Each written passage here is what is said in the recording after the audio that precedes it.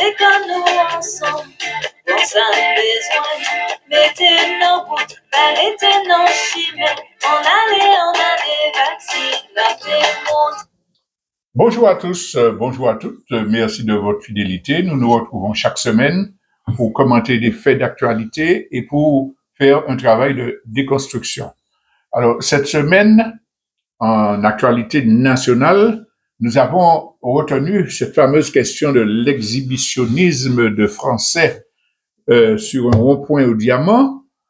Pour l'actualité internationale, nous allons parler de la guerre israélo-occidentale contre le peuple palestinien.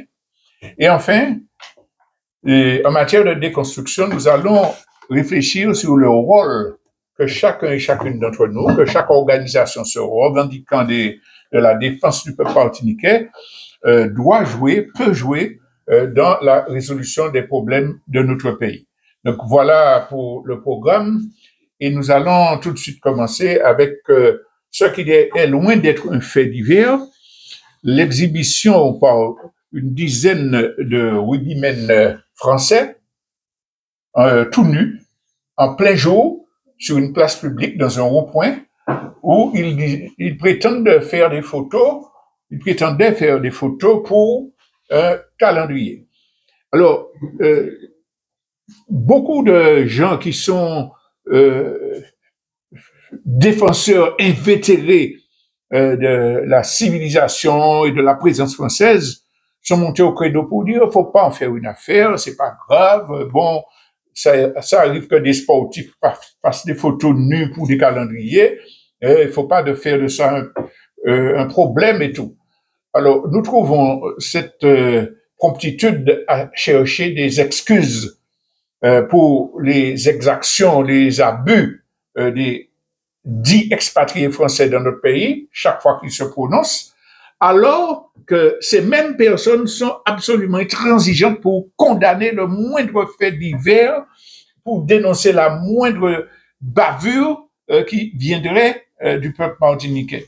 En réalité, c'est la peur que l'on dévoile la nature de la présence coloniale en France. Donc, je vous rappelle que il y a une quinzaine de jours, nous avons fait une rubrique où nous parlions de ce gendarme qui avait tenu des propos racistes à l'encontre de manifestants martiniquais, et nous disions que ces faits divers-là ne doivent pas être vus comme des exceptions liées à des individus peu scrupuleux, et ne doivent pas non plus être excusés par le fait que ce sont des aliénés, des gens imbéciles, etc. Cela relève d'un racisme systémique. Nous l'avons démontré, mais nous voulons revenir sur cet aspect-là avec l'incident auquel nous faisons allusion, parce que c'est absolument grave. Ces gens-là se considèrent en pays conquis, en colonie où ils peuvent faire ce qu'ils veulent. Est-ce que ces rugbymen français-là auraient imaginé pouvoir faire des photos tout nus en plein jour sur un rond-point en France? La réponse est évidemment que non. S'ils le font en Martinique, c'est parce qu'ils se pensent un territoire colonisé où ils se croient tout permis. Ils sont entretenus dans cette idée-là parce que toutes les exactions racistes, les mauvais comportements de voisinage auxquels ils se livrent dans notre pays sont appuyés par la présence des gendarmes qu'ils appellent quand des Martiniquais réagissent. Donc, quand nous disons que c'est parce que nous sommes dans une colonie que cela se fait, et c'est important que nous arrêtions et que nous ajoutions des arguments à ceux que nous avons développés à l'occasion de l'acte raciste du gendarme. Il faut savoir que très souvent, quand des dits expatriés, des Français, arrivent en Martinique, il y a des privés un peu partout qui organisent des rencontres entre membres de la communauté pour donner des consignes, pour dire comment protéger la communauté, comment se comporter vis-à-vis de ces gens, et je ne résiste pas au plaisir de donner des exemples concrets que personnellement j'ai vécu et que je peux donc porter un témoignage, mais que tous les Martiniquais peuvent contribuer à conforter. En tant qu'enseignant dans un collège au Verpré, la rentrée se fait, 15 jours après, un Français qui vient d'arriver au pays rentre dans la salle des professeurs et va devant les casiers des collègues apostropher le jeune Martiniquais qui est responsable de la section SNES dans le collège. Ah, au fait, je voulais te dire que tu n'es plus responsable de la section. Nous avons fait une réunion, qui, où, on ne sait pas, et nous avons décidé que c'est moi qui serai le représentant du SNES dans le collège.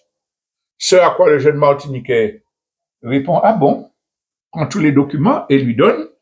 Eh bien, ce monsieur d'ailleurs qui aura des comportements racistes tout au long de sa carrière, à tel point qu'il sera plus ou moins poussé à la sortie, a participé à une réunion où on a décidé d'enlever un Martiniquais responsable d'une section SNES pour qu'il prenne la place.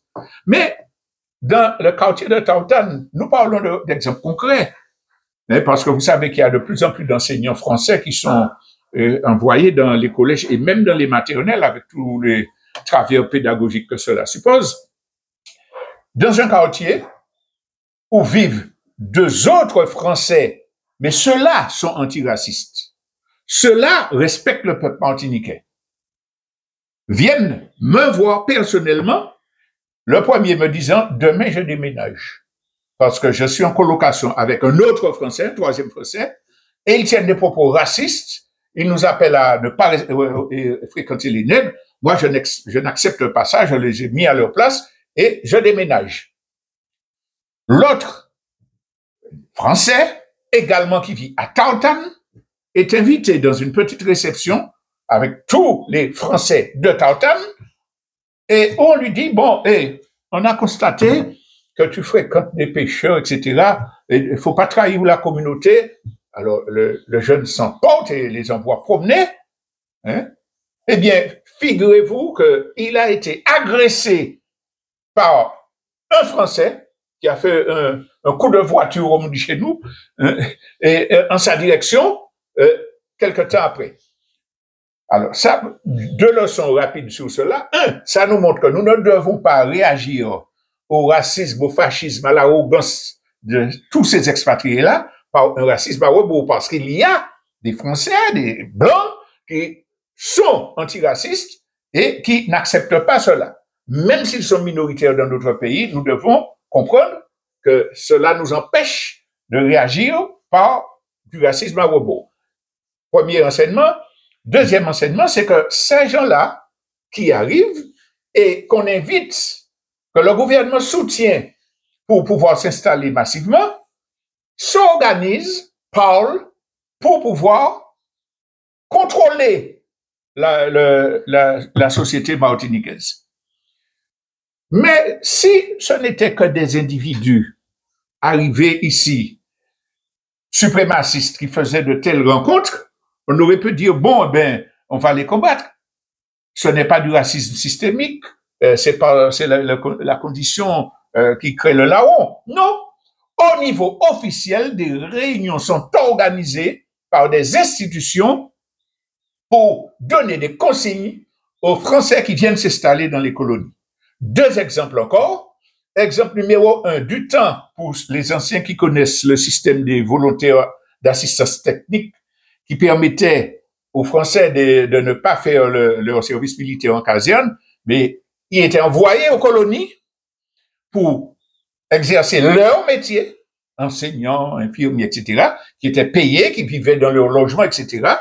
Donc, ces VAT-là, parmi eux, il y en a un d'apparence blanche qui était martiniquais et qui a été membre de notre organisation, qui arrive et qui nous dit, mais ils ont organisé une réunion des VAT avant le départ de France pour dire, voilà ce qu'il faut faire. Ce sont de grands enfants. Mais on peut les dominer en faisant ceci, en faisant cela. Des consignes étaient données au VAT pour avoir des comportements colonialistes.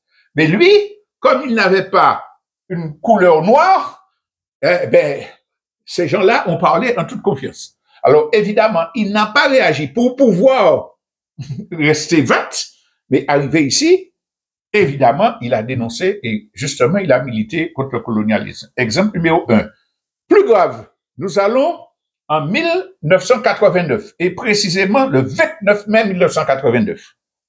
Une réunion se tient boulevard Sébastopol pour l'association SPP, Sécurité et Paix publique, qui regroupe des politiques de haut niveau, de toute tendance. Il n'y a pas de maçons parisiens ou de syndicalistes dedans. Le président, vous savez qui c'est? Roger Shea. Et à cette époque-là, ce monsieur était directeur des renseignements généraux et des jeux, directeur central des polices urbaines. C'est lui qui est président de SPP. Donc on voit le niveau et le domaine dans lequel ça se passe. Donc ils tiennent une réunion, je crois que c'est le 69, enfin bref, c'est boulevard Sébastopol, et dans cette réunion-là, le président lit son discours. Nous avons l'original de ce discours-là. Il est en lieu sûr, rassurez-vous, avec sa signature. Et dans ce discours, qui a une dizaine de pages, il déverse son fiel sur tous ceux qui s'opposent à la présence française. Il dénigre les Kanaks, c'est à l'époque des événements, etc. Et il donne des conseils aux gens présents sur les arguments à développer quand ils arrivent dans nos territoires, dans nos possessions d'outre-mer. Je cite les propos de Roger Shea, président de SPP. L'idéologie indépendantiste aux Antilles repose sur une véritable intoxication, et si l'une des ethnies devait revendiquer quelques droits de premiers arrivants, ce serait celle des Blancs créoles. Jusqu'à présent, on entend des expatriés français le dire. C'est nous qui avons emmené les Noirs ici, retournés en Afrique. C'est nous qui étions là. Alors, évidemment, on a des enseignants, des gens de haut niveau qui ont des comportements racistes. C'est là qu'ils prennent leur argumentation dans des officines, même officielles. Et évidemment, c'est une ineptie. Le seul droit qu'ils pourraient revendiquer, c'est celui d'être les premiers génocidaires. Parce qu'ils ne sont pas les premiers arrivants, ils sont les premiers qui ont massacré la population de Guanacaira, le nom ancien de la Martinique, pour s'installer. Ce qu'ils peuvent revendiquer, c'est le droit d'être les premiers criminels contre l'humanité à avoir saisi des êtres humains dans leur continent pour les emmener, les esclavagiser, les torturer, les tuer, les surexploiter. C'est cela. Et en parlant de premiers arrivants, tous ceux qui se sont enrichis, tous les grands béquets qui ont récupéré les habitations à la suite des faillites sucrières et tout ça, mais non, la concentration, il n'était pas là avant le peuple qu'on a importé ici et qui s'est construit ici. Les premiers engagés, eux, ils n'ont pas supporté l'affaire. Donc, c'est un mensonge historique, c'est une hérésie. Mais n'empêche que, à ce haut niveau, on distille de telles argumentations. Pour dire qu'il s'agit bien d'un exemple, d'une domination idéologique, d'un exemple de propagande du type hitlérien qui développe ce courant global de suprémacisme qu'il y a dans notre pays. Alors, quand on associe cela à la question du génocide par substitution qui est organisé, qui est soutenu par le gouvernement français, par les autorités françaises successives, pensez depuis Pierre Mesmer-Kanaki, Pierre Mauroy qui encourage à envoyer les artisans pour endiguer la poussée indépendantiste, etc., etc., on voit bien qu'il y a un problème de fond qui se pose quant à l'avenir de notre peuple et de notre pays. D'autant plus que dans le cadre de ce génocide par substitution, il y a des politiques qui sont faites pour voler les terres, comme cela s'est fait en Palestine à l'époque. Aujourd'hui, en détournant la loi d'acquisition liée aux trentenaires, des fausses déclarations sont faites pour que des gens fassent des titres de propriété sur un certain nombre de terres. Des offensives sont faites pour que des gens de l'extérieur viennent démarcher les grandes personnes, les personnes âgées qui n'ont pas d'héritiers ou qui n'ont pas de lien suffisamment avec leurs héritiers pour faire signer des actes viagers. Voilà, on répare votre maison et puis vous nous faites un papier. Quand vous allez partir, elle sera à nous. Donc, toute une série d'actions. Rappelons-nous cette offensive qui a été faite pour voler les maisons des gens qui étaient sous les 50 pas dans les années 90, où une trentaine de Français étaient allés demander à louer chez des gens sur les 50 pas pour venir dire après, vous n'avez pas de titre de propriété, je ne paie pas, et ils ne partaient pas de la maison, ils avaient le soutien de la gendarmerie et de la justice. C'est ça la réalité du peuple martiniquais. C'est ça le racisme systémique que nous devons combattre. Alors évidemment, quand je dis nous devons combattre, ça veut dire que il ne faut rien laisser passer. Chaque fois qu'un acte raciste, un abus se fait, il faut dénoncer ça, il faut réagir, il faut exiger que les racistes soient expulsés, mais il faut le faire dans le cadre, un cadre organisé, parce que quand on est seul, on est écrasé par la gendarmerie et la justice. Il faut se battre sur tous les fronts pour le respect de la dignité de notre peuple et pour le droit à l'autodétermination qui nous permettra d'avoir un pouvoir politique interdisant aux délinquants de venir s'installer, délinquants col blanc de venir s'installer, interdisant, punissant sévèrement les actes racistes et expulsant ceux qui en sont responsables, et prendre toutes les mesures au niveau de l'éducation, des médias, pour lutter contre cette peste qu'est le racisme. Et dans ce cadre-là, je profite pour dire que certains refusent toute utilisation du combat sur le front électoral. Alors c'est vrai qu'il faut dénoncer tout opportunisme, toutes sortes de déviations qui existent dans ce milieu-là, mais ce que les parlementaires ont fait le mois dernier, en arrivant à supprimer l'article 55 de la loi de finances, article qui prévoyait que le gouvernement aide à l'installation de tout Français qui veut venir et s'incruster dans les colonies. L'article a été modifié, ça ne veut pas dire que le génocide s'est arrêté, ça non, nous montre simplement que nous devons continuer notre combat. Donc voilà les commentaires que je voulais faire à partir de cette histoire d'exhibitionnisme. Et je passe au deuxième point qui concerne l'action absolument, la propagande absolument malhonnête qui est faite concernant la guerre israélo-occidentale contre le peuple palestinien. Alors d'abord, l'ensemble des journalistes au service de la domination occidentale ne parlent que de guerre d'Israël contre le Hamas. Il n'y a pas de guerre d'Israël contre le Hamas, il y a une guerre d'une puissance occupante contre le peuple palestinien depuis plus de 70 ans, qui bombarde, qui tue. Le 7 octobre n'a pas vu commencer les bombardements israéliens. Le 7 octobre n'a pas vu commencer les bombardements de résidences civiles, d'écoles, d'hôpitaux, d'ambulances, etc. C'est une guerre permanente contre le peuple palestinien. Alors, mais pourquoi utiliser ce langage? Pourquoi utiliser ce langage? Parce qu'on nous dit, on a diabolisé le Hamas, les terroristes, les islamistes, les intégristes, etc. Ah, ils ont tué des civils, donc on a ciblé sur ce fait-là, et on va toujours, systématiquement, parler des douleurs, des massacres subis par les otages israéliens pour justifier la propagande. Israël veut détruire le Hamas. Ce n'est pas le Hamas qu'il veut détruire, c'est le peuple palestinien. Le Hamas a été diabolisé. Le Hamas, c'est une organisation de résistance contre une armée d'occupation. Que ce soit les musulmans, c'est un fait. Que ce soit avéré que des exactions, des choses non acceptables puissent être faites par des membres du Hamas dans une opération, il faut le dire et il faut le condamner.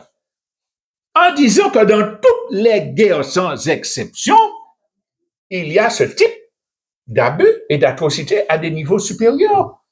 Quand les États-Unis vont écraser l'Irak, après avoir écrasé la Serbie, après avoir écrasé, avant d'écraser la Libye, les civils sont là. Quand des forces de l'ONU qui sont prétendument envoyées pour aider des peuples organisent le viol, le chantage, les tortures, ça c'est avéré aussi, les gens ne s'émeuvent pas. On a une journaliste qui interroge une féministe. Pourquoi n'avez-vous pas fait un communiqué pour dénoncer les viols du Hamas contre les Palestiniens, contre les Israéliens? La journaliste dit, je condamne tous les viols qui se font partout, etc. Non, il faut que vous preniez un communiqué pour dire que le Hamas n'aurait pas dû violer des Israéliens. Est-ce que cette journaliste-là a jamais demandé à quiconque de faire un communiqué contre le viol des Soudanaises, contre le viol des Haïtiennes, contre le viol des Congolaises? Jamais elle n'aurait posé cette question. Parce qu'on veut diaboliser.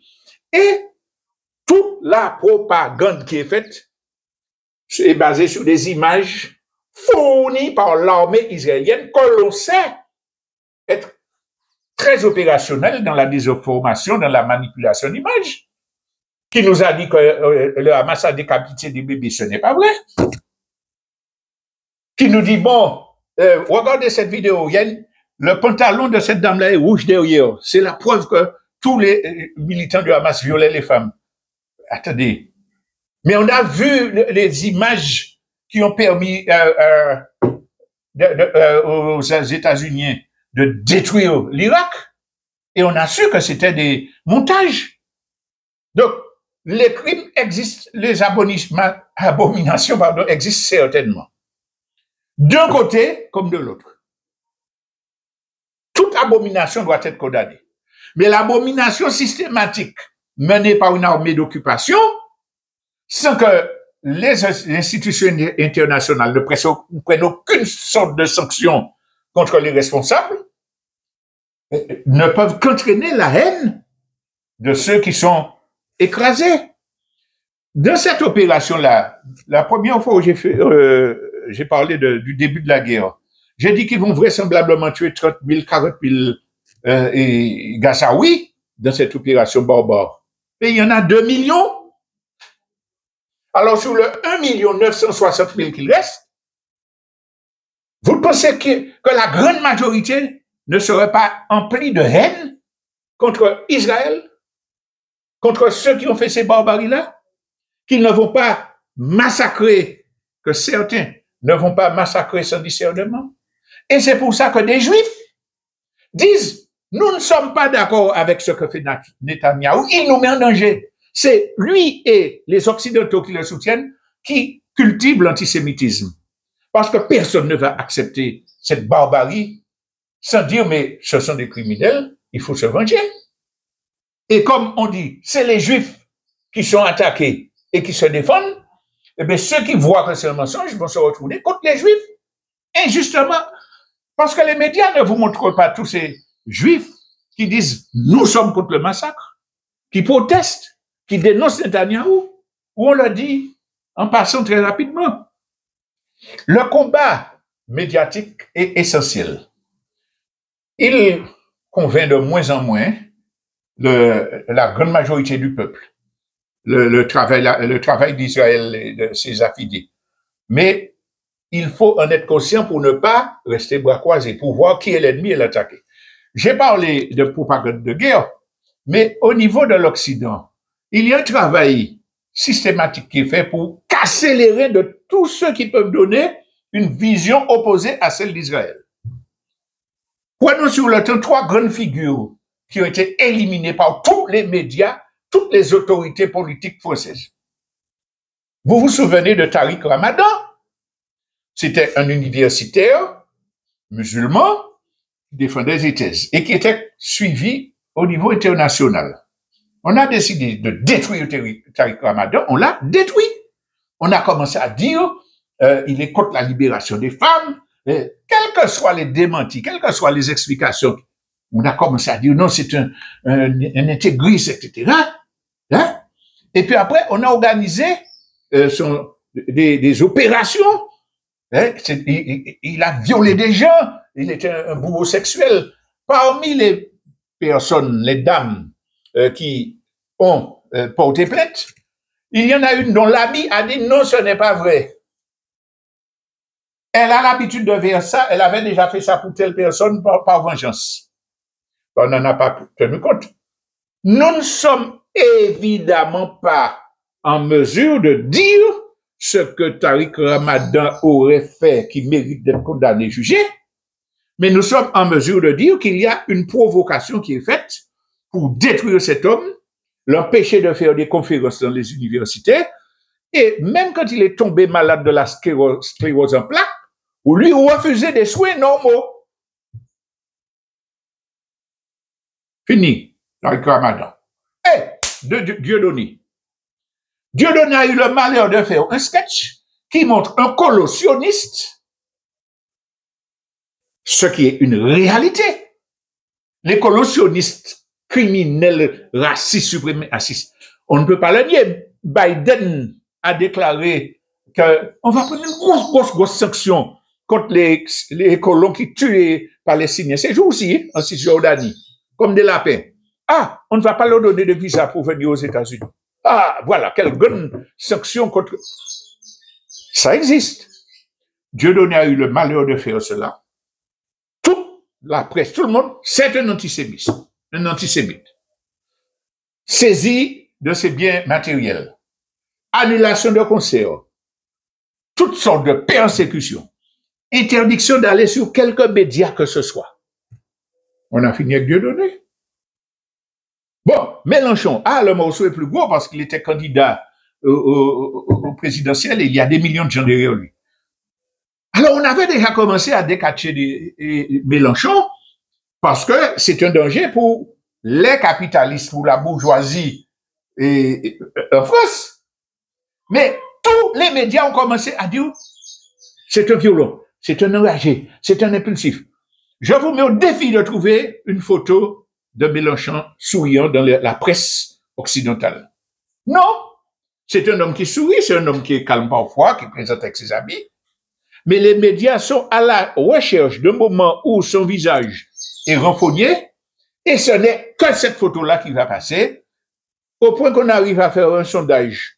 Et il y a une quinzaine de jours, Mélenchon, l'homme le plus haï des Français.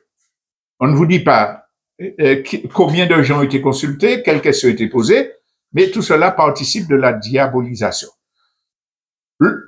Mélenchon dit qu'une journaliste n'est pas honnête parce qu'elle a dit ceci, il est antisémite parce que la religion de cette dame-là est juive. Alors, il critique professionnellement la mauvaise présentation d'une information, il est antisémite. Et puis, Darmanin dit qu'il va mettre une protection policière autour de la journaliste parce que les propos de Mélenchon peuvent faire que des gens veulent l'attaquer parce qu'elle est juive. Mais ça, c'est du Goebbels, c'est de l'hitlérisme. Eh bien, on a détruit Mélenchon. Je répète chaque fois que je n'approuve pas la position de Mélenchon concernant les colonies qui font partie de la France, la grandeur de la France. Ça, c'est l'affaire des Français. Moi, je combats tous ceux qui disent ça. Mais en France, c'est quelqu'un qui déroge le système parce qu'il remet en cause les super profits, etc. Mais il aurait pu continuer à faire ça. Mais dénoncer la parole suprême de défense des sionistes criminels israéliens, il faut pas faire ça. Mais là, ce sera plus dur parce que ça vient à un moment où les gens commencent à monter au créneau dans tous les peuples. Pourquoi? Parce que on a bien compris que non, c'est une barbarie qu'on ne peut pas accepter. Il y a les réseaux sociaux qui montrent, il y a la position des autres pays anti-impérialistes, il y a les manifestations, et partout, on résiste. Et la contradiction s'exacerbe parce que les gouvernements ne réalisent pas ce qui se passe, cette montée en puissance des protestations. Ils croient toujours pouvoir, par le fascisme, empêcher cette cocotte minute d'exploser. Imaginez que 3 présidentes des plus grandes universités états-uniennes sont convoquées pour dire « Vous êtes des antisémites, vous devez démissionner ». Pourquoi? Parce que dans votre université, des gens, des étudiants se sont manifestés ont manifesté pour défendre la cause palestinienne. Et on les convoque au Congrès pour une audition qui interroge une fanatique de Trump. La question, est-ce que appeler au génocide de tous les Juifs, c'est un crime? Oui ou non? Mais attendez, dans quel contexte? Non, vous répondez oui ou non. Si vous répondez pas, mais est-ce que cette présidente, ou bien que des étudiants ont manifesté pour dire tuer tous les Juifs? Non, ils ont appelé à soutenir l'intifada, la révolte des Palestiniens contre les occupants sionistes. Ah, mais s'il dit ça, ça veut dire qu'il faut tuer tous les Juifs. Au niveau de l'université. Ça veut dire qu'on est dans le fascisme. On n'a pas le droit de s'opposer à la pensée dominante qui organise la domination du monde. Les États-Unis mettent leur veto sur une demande de cessez-le-feu de l'ONU, alors qu'il y a 18 000 personnes mortes, des milliers et des milliers de femmes et de bébés et d'enfants.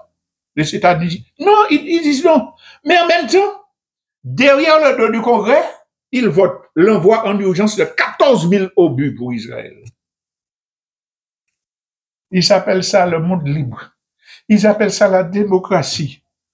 Non. Le danger dans cette affaire-là, c'est que la haine contre cette injustice, contre cette barbarie, risque de ne pas être contrôlée. On entend de plus en plus de gens dire Hitler avait raison. Regardez ce que les Juifs font. Ça veut dire que leur propagande se retourne contre eux. Alors disons tout net, c'est l'erreur la plus grossière à ne pas commettre de dire qu'Hitler avait raison. Parce que les gens qui l'ont brûlé dans les fours crématoires, ce ne sont pas des sionistes. Et qu'il y avait des puissances sionistes juives qui en dessous soutenaient la politique d'Hitler. Et que les puissances sionistes ont instrumentalisé la Shoah pour, avec la complicité de la communauté internationale, organiser la destruction de la Palestine, le vol des terres des Palestiniens. Ne tombons pas dans ce piège. Respectons la religion juive. Respectons les Juifs qui se battent dans des conditions très difficiles contre Netanyahou pour dire que la religion juive n'explique pas, ne justifie pas, n'excuse pas une barbarie aussi démoniaque que celle de Netanyahou. Netanyahou, c'est un nazi. Les nazis avaient le ghetto de Varsovie, Netanyahou a la bande de Gaza. Les nazis prenaient la solution finale en éliminant tous les Juifs, Netanyahou prend la solution finale en éliminant tous les Palestiniens. Ça, c'est la première chose. Et puis la deuxième chose, c'est que ce qui se passe, il ne faut pas sous-estimer. C'est l'amorce de la Troisième Guerre mondiale. Les Occidentaux, l'OTAN a échoué dans sa manœuvre d'utiliser l'Ukraine pour attaquer et affaiblir la Russie et prévoir sa guerre contre la Chine dans de meilleures conditions, ça a échoué. Et ce qui éclate là dans le Moyen-Orient entraîne les conditions d'une régionalisation du conflit, mais d'une mondialisation du conflit. Vous avez vu déjà que entre le Liban et Israël, la tension ne cesse d'augmenter. Vous avez vu également que les Houthis du Yémen envoient des obus, des roquettes, des missiles sur les bateaux qui sont à l'approche d'Israël. Une frégate française a été visée. Ils ont pu se défendre.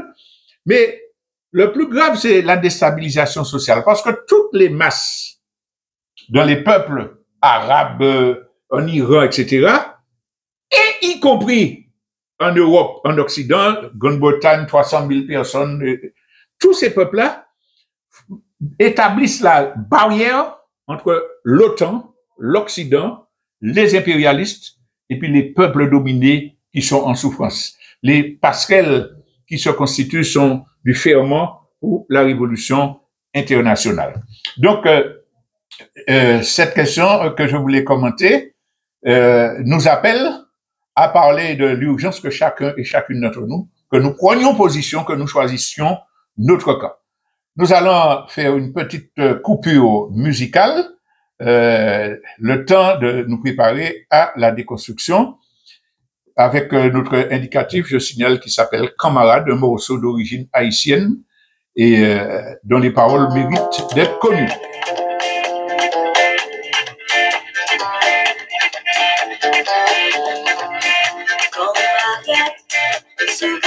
Nous, mettez comme nous ensemble. Bon, ça a besoin. Mettez nos gouttes, mettez nos chimères. Alors, nous allons parler des constructions et le thème que j'ai annoncé est le suivant. Quel rôle chacun et chacune d'entre nous, mais aussi chaque organisation qui se revendique de la défense du peuple martiniquais peut jouer dans un tel contexte pour contribuer à résoudre les problèmes de notre pays et ceux du monde en général. La première chose à dire, et qui découle un peu des analyses que j'ai faites précédemment, c'est que nous ne pourrons jamais définir de juste stratégie, de juste parcours de lutte, si nous ne nous débarrassons pas des grilles d'analyse qui nous ont été inculquées par les Occidentaux. L'idéologie occidentale obscurcit l'horizon de beaucoup de gens, même de tout à fait honnêtes, tout à fait sincères, qui veulent mener le combat. Je prends un exemple.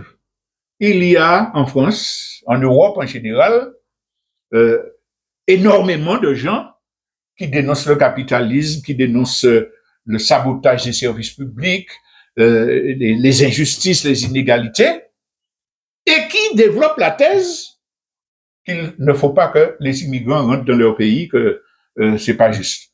Parce que l'idéologie dominante leur a été inculquée et a désigné des boucs émissaires.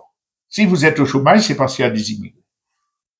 Si il y a de l'insécurité, des gens se tuent, c'est parce qu'il y a des immigrés. Chez nous, même en Martinique, cette déviation existe puisque certaines personnes disent « Ah, c'est les Haïtiens la cause de nos malheurs ».